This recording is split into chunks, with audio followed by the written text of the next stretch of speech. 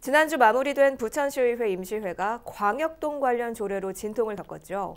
하지만 갈등 끝에 조례와 예산 모두 통과되면서 부천시의 광역동 행정체제 개편이 본격적인 절차를 밟게 됐습니다. 일단 광역동 추진위원회가 발대식을 갖고 그 활동의 시작을 알렸는데요. 자세한 내용은 전현매 기자와 얘기 나눠보겠습니다.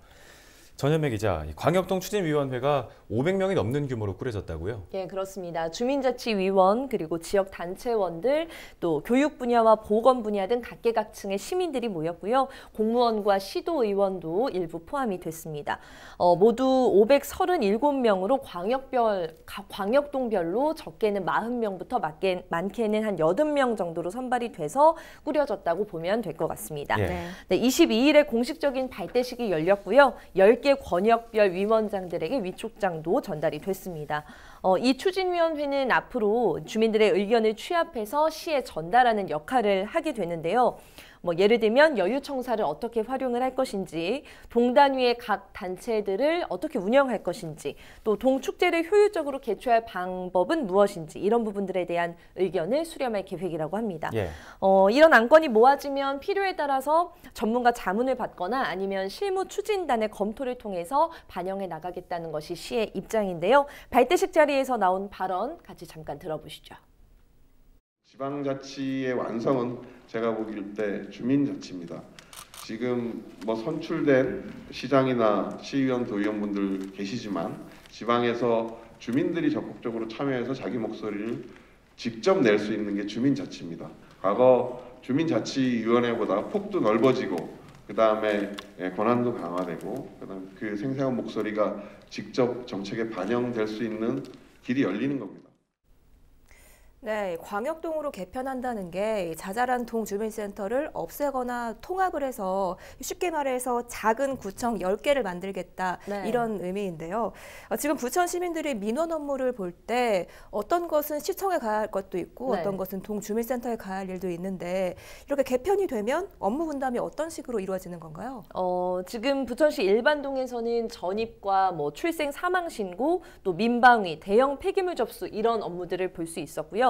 행정복지센터에서는 이 일반동 업무에다가 긴급 지원 등의 복지 업무, 또 일자리 상담, 무단투기 단속 등의 업무를 추가로 하고 있는데요. 광역동으로 개편이 되면 행정복지센터에서 하던 업무에 몇 가지를 더 추가를 하게 됩니다. 예. 예를 들면 도로공사라든지 가로등 관리, 건축 신고, 인허가 업무 등을 시청에서 광역동으로 이관하려고 하는데요. 부천시는 주민들이 시청까지 가서 업무 처리를 해야 했던 번거로움이 좀 줄어들 수 있다. 이렇게 이야기를 하고 있습니다. 말씀하신 대로 시와 광역동이 어떻게 정확히 업무 분담을 하게 될지는 4월 임시회를 통해서 결정이 날 것으로 보입니다. 그래도 좀 주민들 입장을 들어보면 아무래도 가까웠던 일반동 대신에 광역동으로 가서 처리해야 하는 부분도 생기다 보니까 체감상 불편하게 느끼는 부분이 있는 것 같아요. 예. 그래서 지금의 그 일반동을 민원센터로 운영하면서 10명 내외의 인력이 재증명 발급이라든가 복지상담 업무는 진행을 하겠다고 합니다. 문제점이 없을지 지금 미리 시뮬레이션도 해보고 있다고 하는데요. 이 체제 개편이 시작되는 7월부터 아무래도 당분간은 주민들에게나 공무원들에게나 이런저런 어려움이 있지 않을까 생각이 드는데 이런 부분을 최소화되도록 하는 게 아무래도 중요하겠죠. 예.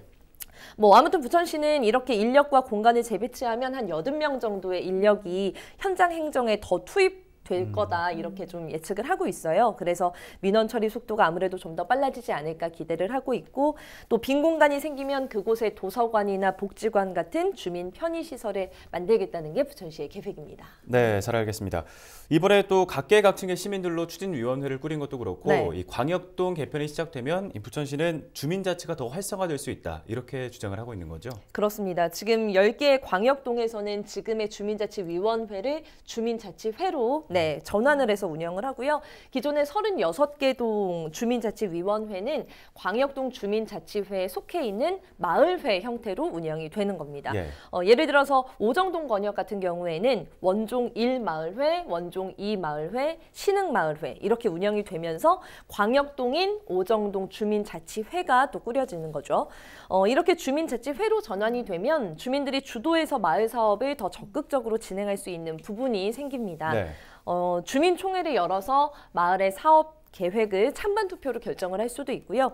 지금의 주민자치위원회가 의사결정 과정에만 좀 국한되게 참여를 했다면 앞으로는 주민들이 스스로 기획하고 시행하는 시작부터 끝까지 사업을 진행하는 형태로 발전을 할 수 있다고 합니다. 네, 광역동 체제가 안정화된다면 효율적인 측면이 분명히 있을 것 같은데 지금 같은 전환기에는 어려움이 따르는 게 분명히 있을 겁니다. 이렇게 부천시가 이런 부분을 얼만큼 예측하고 또 준비할 수 있느냐 이것도 지켜봐야겠습니다. 전현매 기자 수고했습니다.